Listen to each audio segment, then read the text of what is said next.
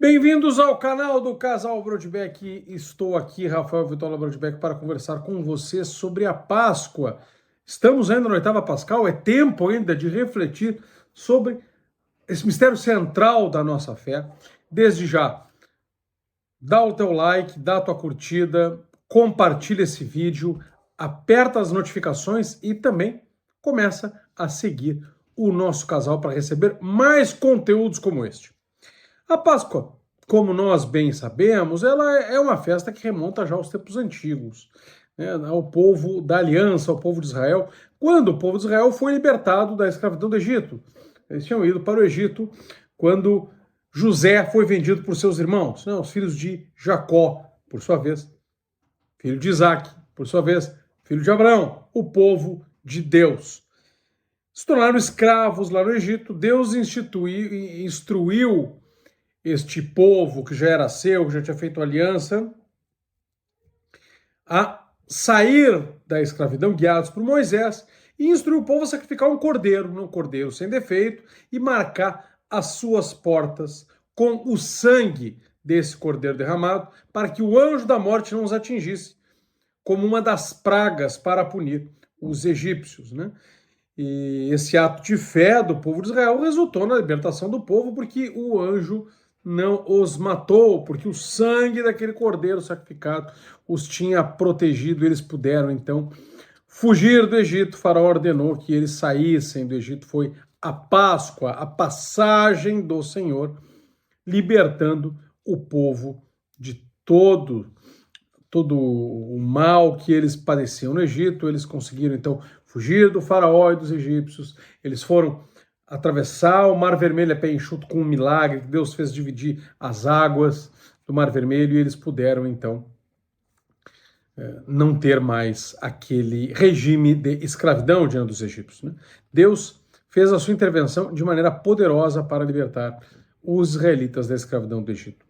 Em Êxodo 12, na Sagrada Escritura, nós encontramos instruções detalhadíssimas dadas por Deus, né, a Moisés e a seu irmão Arão, sobre como celebrar esta primeira Páscoa, sobre como celebrar essa primeira passagem do Senhor, este primeiro momento de libertação que deveria ser rememorado todos os anos pelo povo de Israel. Deus ordenou que o povo escolhesse um cordeiro sem defeito, de 1 ano de idade, sacrificasse ao anoitecer. O sangue desse cordeiro deveria ser aspergido nos batentes, nas vergas das portas das casas, onde o povo de Israel se reunia. E isso serviria como um sinal para que aquele anjo da morte passasse por cima daquelas casas, poupando os primogênitos. Se não tivesse o sangue do cordeiro aspergido, os primogênitos não seriam poupados. Essa prática do sacrifício do cordeiro, né, e da aspersão do sangue nas portas era uma demonstração de obediência por parte do povo de Israel, como nós vemos em Êxodo 12, 28. Os israelitas foram e fizeram como o Senhor havia ordenado a Moisés e Arão. A Páscoa, então, meus caros, não era uma celebração comum, era um ato de redenção e de libertação que houve naquele momento e que era lembrado pelos judeus, pelos israelitas, pelos hebreus, todos os anos. Deus cumpriu as suas promessas de libertar o povo da opressão egípcia.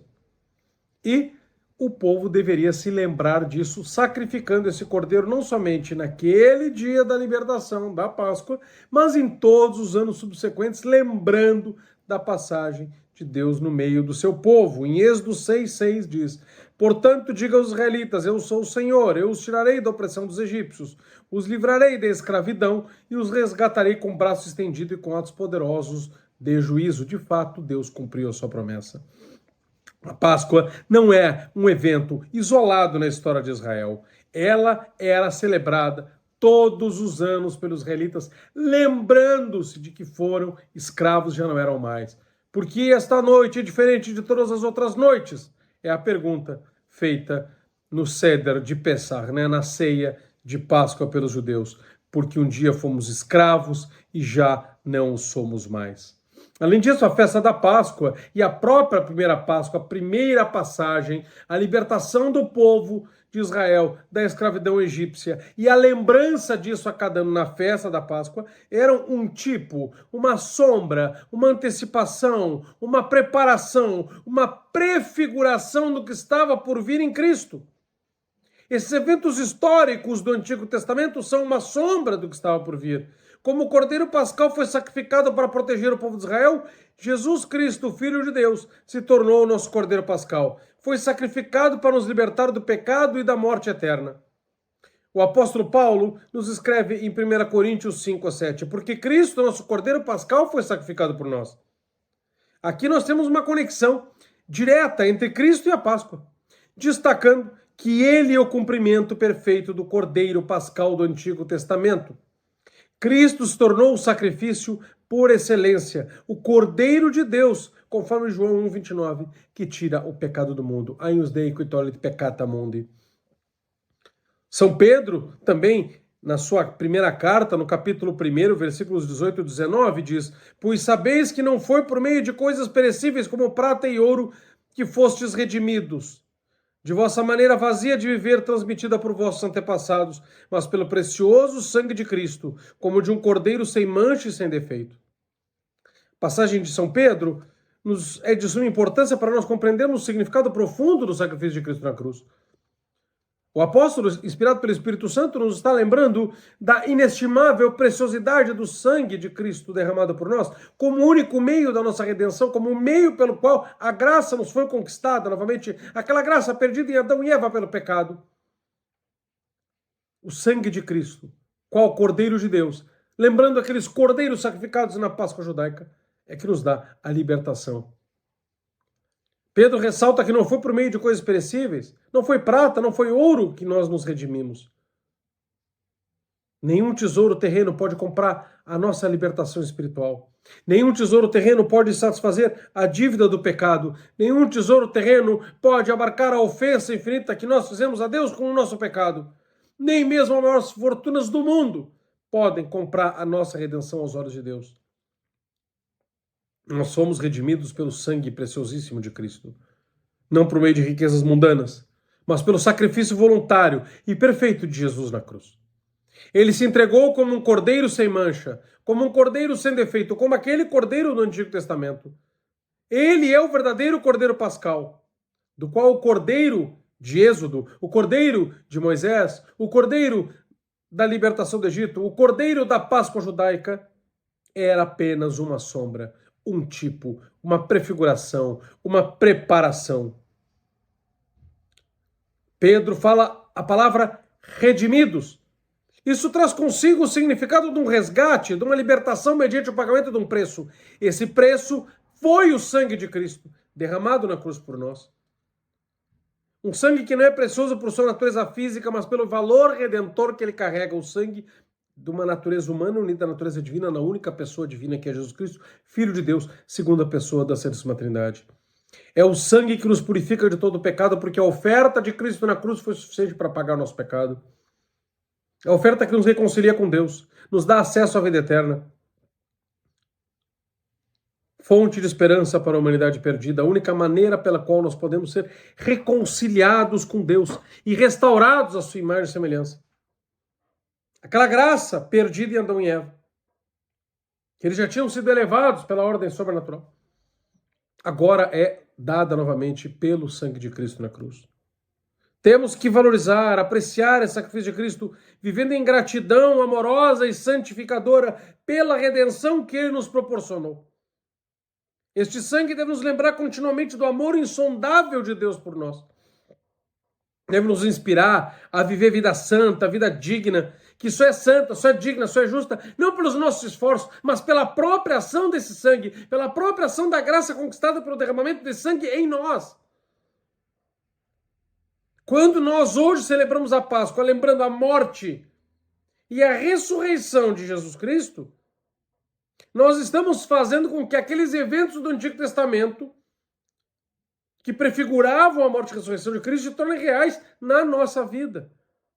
Não é mais o povo de Israel que é libertado da opressão dos egípcios, mas nossas almas são libertadas da opressão do pecado, da opressão do demônio.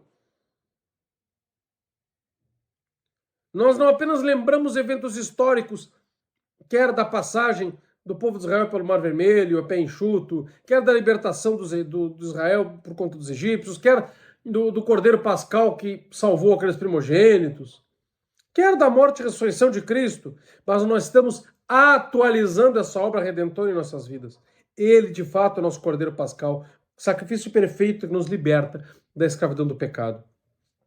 Como o sangue do Cordeiro Pascal da primeira Páscoa do Velho Testamento protegeu os israelitas da morte física, o sangue de Cristo nos protege da morte espiritual pelo pecado.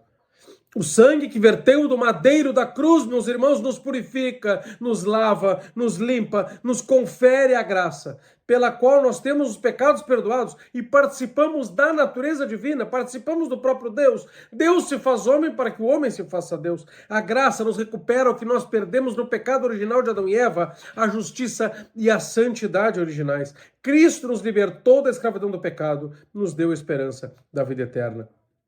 Páscoa não é apenas sobre a morte de Cristo, mas sobre a sua ressurreição. Mais do que sobre a passagem dos israelitas, é a passagem agora da igreja, um novo Israel. Em 1 Coríntios 15, 20, o apóstolo São Paulo nos diz: de fato, Cristo foi ressuscitado entre os mortos e ele é primícia daqueles que dormem. A ressurreição de Cristo é a garantia da nossa própria ressurreição, ressurreição espiritual pela ação da graça e ressurreição física no último dia, quando ressuscitaremos fisicamente também com Cristo. Cremos na ressurreição da carne. Temos a vitória final sobre a morte por ação da graça. Que nessa Páscoa nós possamos não apenas lembrar o sacrifício de Cristo, mas também celebrar sua vitória sobre a morte. Que possamos viver numa liberdade espiritual sabendo que fomos redimidos pelo sangue de Cristo. E a isso está ligado intrinsecamente o sacramento da Eucaristia. Porque a Eucaristia, ela é sacramento que se confecciona mediante o sacrifício. A Eucaristia é sacramento e a Eucaristia é sacrifício. São o mesmo, são a mesma realidade em duas dimensões. O sacramento da Eucaristia se nos é dado pelo sacrifício da Eucaristia, o sacrifício da missa, que não é um outro sacrifício, não é um novo sacrifício, porque o sacrifício de Cristo na cruz foi o único, o suficiente. Foi o único, o mesmo e o suficiente na cruz, se torna presente na missa. A missa não é um novo, é o mesmo. O sacrifício de Cristo na cruz se torna presente na Eucaristia, se torna presente em cada missa. Ao participarmos da Eucaristia, nós estamos fazendo uma lembrança viva do sacrifício de Cristo, recebendo os benefícios espirituais desse sacrifício, desta entrega, desta oferta, desta morte em nossas vidas.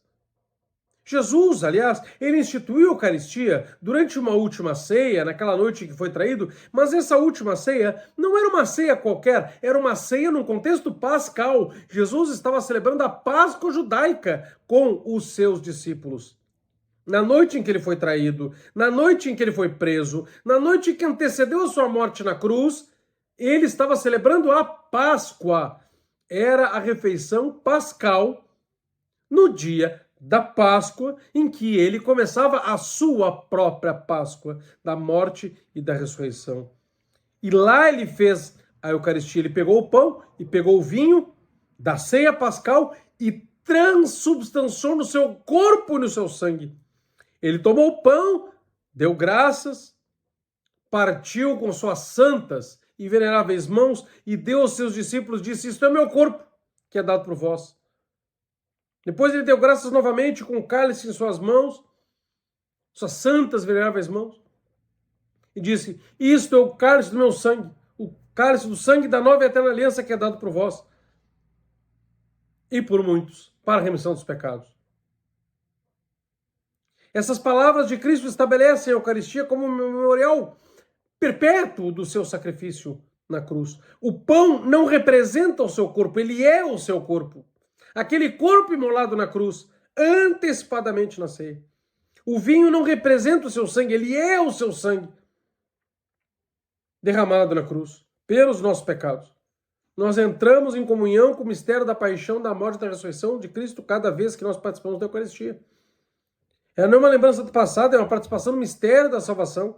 O cálice da bênção que abençoamos não é a comunhão do sangue de Cristo? O pão que partimos não é a comunhão do corpo de Cristo? É o que diz São Paulo em 1 Coríntios 10, 16. Ora, a Eucaristia é um dos 7 sacramentos, nós sabemos. Recordemos a doutrina desses sacramentos, para que as coisas fiquem mais claras para nós. Nós somos salvos pela graça. A graça nos é comunicada, contudo, mediante canais instituídos pelo mesmo Cristo, que conquistou essa graça para nós na cruz.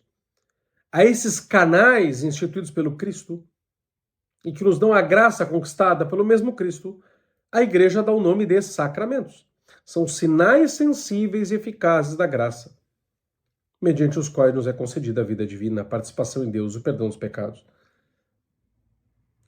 Os sacramentos desempenham um papel de suma importância na comunicação da própria vida divina às nossas almas, na comunicação da graça em nossas almas, que nos faz participar em Deus. Neles, diz o Concílio de Trento, toda a verdadeira justiça ou começa, ou seja, pelos sacramentos nós somos justificados, somos salvos, somos regenerados, somos santificados, somos perdoados. Então a justificação ou começa, ou se começada aumenta, porque nós crescemos na graça, ou se perdida, é reparada. Perdemos a graça, recuperamos pelos sacramentos. Temos a graça, aumentamos pelos sacramentos. Nunca tivemos, começamos a ter a graça pelos sacramentos. Quem é pagão granjeia a justificação pela graça mediante a fé ou recebeu o sacramento do batismo. Quem já oferiu justificação pela graça mediante a fé, cresce nela, aumentando com a digna recepção dos sacramentos. E quem a perdeu pode recuperá-la ao receber a absolvição, por exemplo, o sacramento da confissão. Ora, os sacramentos são mais do que meros rituais ou práticas religiosas, eles são meios pelos quais a graça flui em nossas vidas. São meios pelos quais nós experimentamos a presença transformadora de Deus de maneira real e profunda. Os sacramentos são sinais visíveis de uma graça que é invisível, que realizam o que significam. Nós não vemos a graça atuando no batismo, no entanto, nós vemos a água. Nós não vemos o corpo de Cristo com dedos, com cabelo, com barba, nós não vemos o pão. Os sacramentos, por outro lado, eles não são coadjutores da graça, auxiliares da graça, não são aditivos da graça, não são alternativos à graça.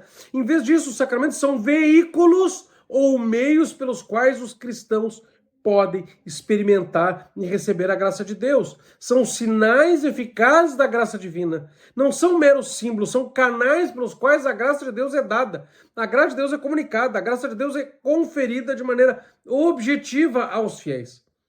Santo Tomás de Aquino, no livro Nas Questões Disputadas sobre a Verdade, né, o De Veritate, na questão 27, artigo 4, assim nos diz: os sacramentos da nova lei não são a causa principal da graça, como se atuassem por si mesmos, mas uma causa instrumental. A causa instrumental. Os sacramentos, volto a dizer, não são concorrentes, não são coadjutores, não são alternativos, não são aditivos, não são complementares à graça. Mas nós somos salvos pela graça e também pelos sacramentos. Somos salvos pela graça ou pelos sacramentos. Somos salvos pela graça, mas os sacramentos ajudam. Não. Não são concorrentes, não são alternativos, não são aditivos, não são complementares à graça conquistada por Cristo na cruz. Que a graça é essa que nos perdoa pecados, a graça é essa que nos comunica a vida divina, a graça é essa que nos faz participar da natureza de Deus, a graça é essa que nos dá o céu por herança. Os sacramentos não competem com a graça, não são alternativos à graça, não ajudam a graça, não são algo a mais além da graça, não. Eles não competem com a graça, não são, mas são veículos através dos quais a graça é transmitida. Não são uma alternativa, mas uma forma pela qual a graça se manifesta. São meios pelos quais a graça é comunicada de maneira objetiva. Eles são como que canos que nos conectam à graça divina, de forma semelhante aos canos que trazem água à nossa casa. A graça de Deus é como a água contida num grande reservatório e os sacramentos são os canais através dos quais essa graça flui em direção às nossas vidas espirituais. Assim como os canos transportam a água do reservatório até as nossas torneiras, os sacramentos trazem a graça de Deus, tornando para nós essa graça acessível, tornando para nós essa graça disponível. Nicolau Cavazzilas, um teólogo bizantino, no seu clássico A Vida em Cristo, diz: esta é a vida que o Senhor trouxe consigo. Os que frequentam estes sacramentos tornem-se participantes de sua morte e ressurreição. Então, da mesma forma que os canos não produzem água, mas conduzem até nós, os sacramentos não criam a graça, mas são causas instrumentais, porque a causa formal é Cristo, a causa formal é o sacrifício de Cristo, a causa formal é a graça conquistada pelo sacrifício de Cristo na cruz. Os sacramentos não são causa formal da nossa justificação, da nossa santificação. Os sacramentos são causas instrumentais porque não criam a graça, mas nos permitem experimentá-la e recebê-la. Cada sacramento é uma ação eficaz de Deus, até porque o que era visível em Cristo passou para os sacramentos.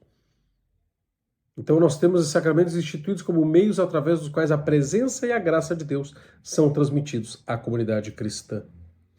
Avancemos. O cânon terceiro do decreto sobre os sacramentos, lá do Concílio Ecumênico de Trento, nos diz: se alguém disser que esses 7 sacramentos são iguais entre si, de sorte que não há razão alguma de um ser mais digno do que o outro, seja excomungado. Ou seja, embora todos os sacramentos sejam sagrados, sejam eficazes, sejam dignos, há uma diferença de dignidade entre eles. E essa distinção é baseada na visão de que cada sacramento possui sua graça específica. A vida cristã e o mistério de Cristo abrangem uma variedade de experiências, distintas umas das outras. Então, à medida em que um evento na vida do cristão se torna uma participação mais profunda no coração do mistério de Cristo, que é a sua Páscoa, mais aquele sacramento que simboliza essa união se torna mais importante. Então, aqueles mais conectados, todos eles são conectados com a paixão, morte e ressurreição, mas aqueles mais conectados são mais dignos. Portanto, o batismo e a Eucaristia são os dois principais. Porque neles estão todos os sacramentos representados, digamos assim, e neles está a própria igreja.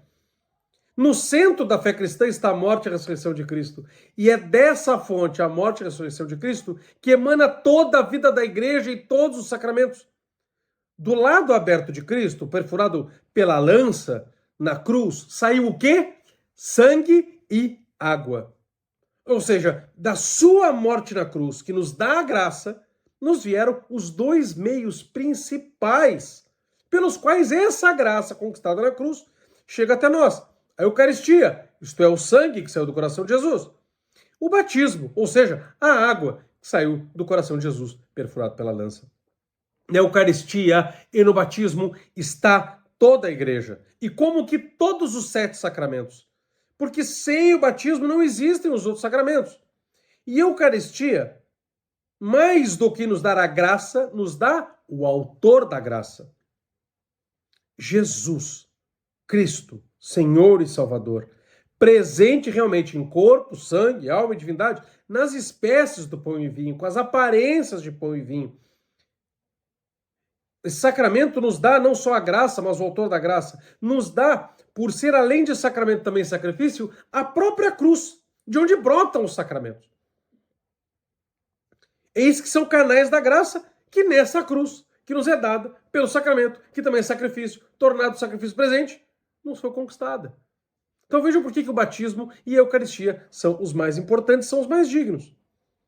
Enquanto o batismo incorpora o indivíduo na igreja, marcando o início da vida espiritual, a Eucaristia une os fiéis num só corpo e alimenta esses fiéis. Então o batismo nos faz nascer e a Eucaristia nos mantém para que nós desfrutemos do que nascemos. O batismo nos dá a vida e a Eucaristia nos mantém vivos. Esses sacramentos não apenas marcam o começo da vida cristã, mas a sustentam e aprofundam. O batismo é o sacramento da regeneração.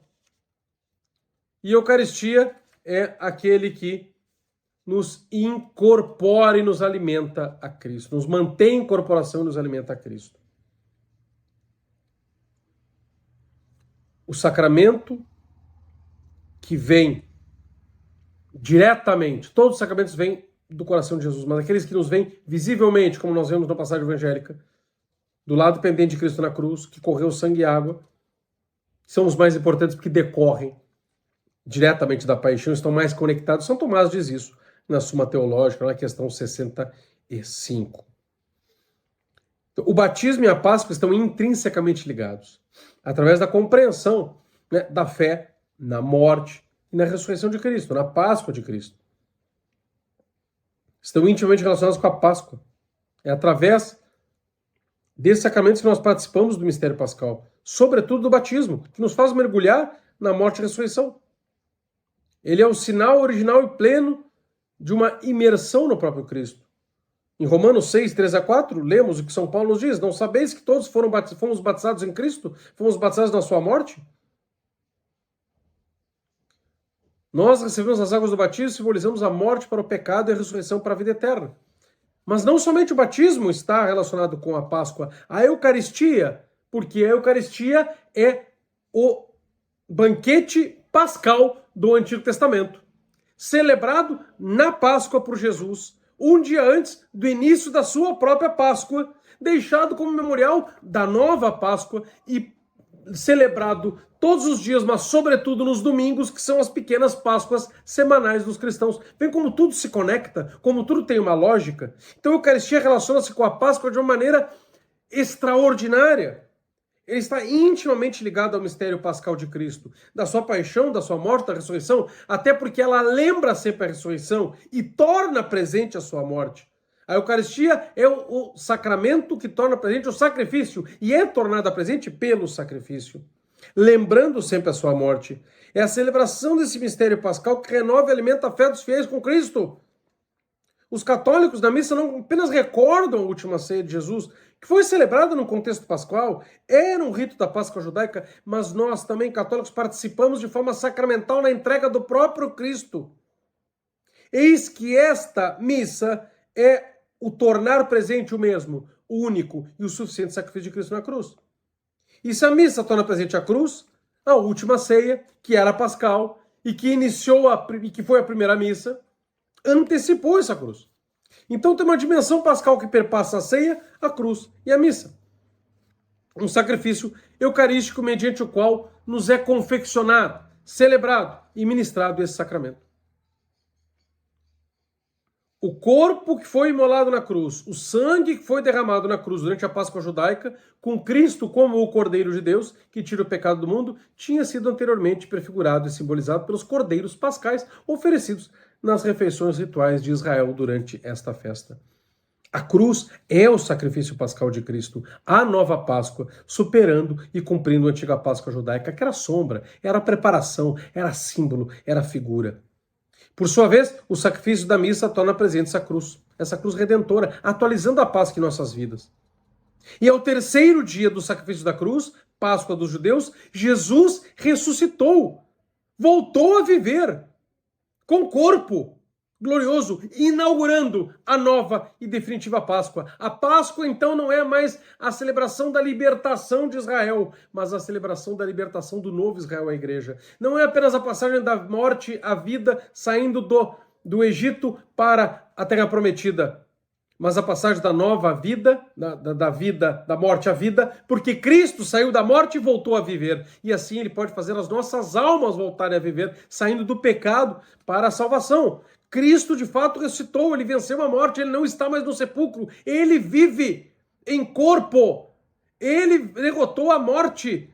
E assim como derrotou a morte fisicamente, vai derrotar a morte em nós fisicamente com a ressurreição dos mortos no último dia, e desde já, pela graça, derrota em nós a morte espiritual do pecado, nos convertendo, nos fazendo nascer de novo espiritualmente. A ressurreição de Cristo em carne, a nossa ressurreição em carne no último dia, e há agora uma ressurreição espiritual pela ação da graça, tudo por conta da morte e da ressurreição de Cristo.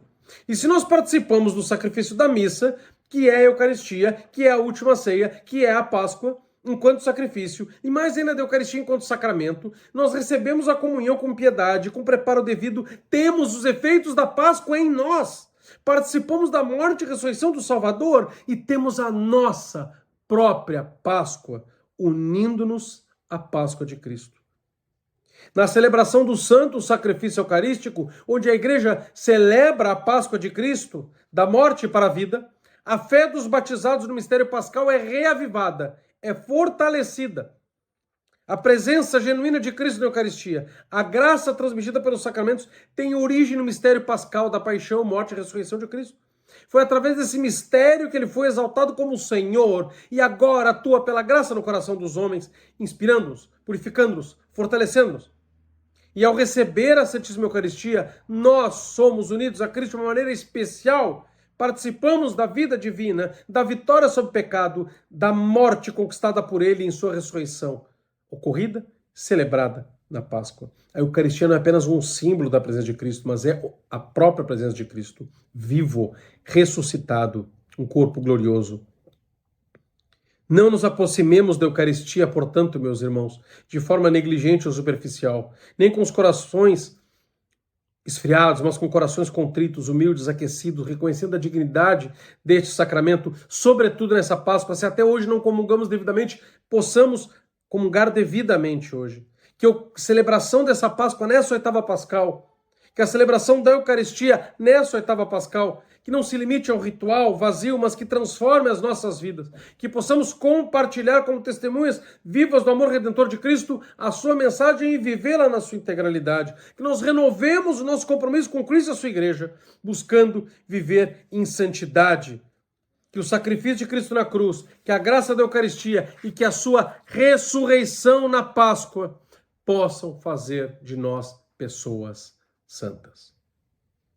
Muito obrigado, meus caros, pela paciência de ter assistido esse vídeo. Comente aqui nos comentários, coloque aqui nos comentários como esta reflexão tocou a todos vocês. Compartilhem com o maior número de pessoas, se inscrevam no canal e ativem também as notificações. É claro, assinem a Escola da Doutrina e a Comunidade Família Brodbeck. Os links estão aqui em algum lugar do vídeo para que vocês sejam nossos alunos também. Uma feliz Santa Páscoa.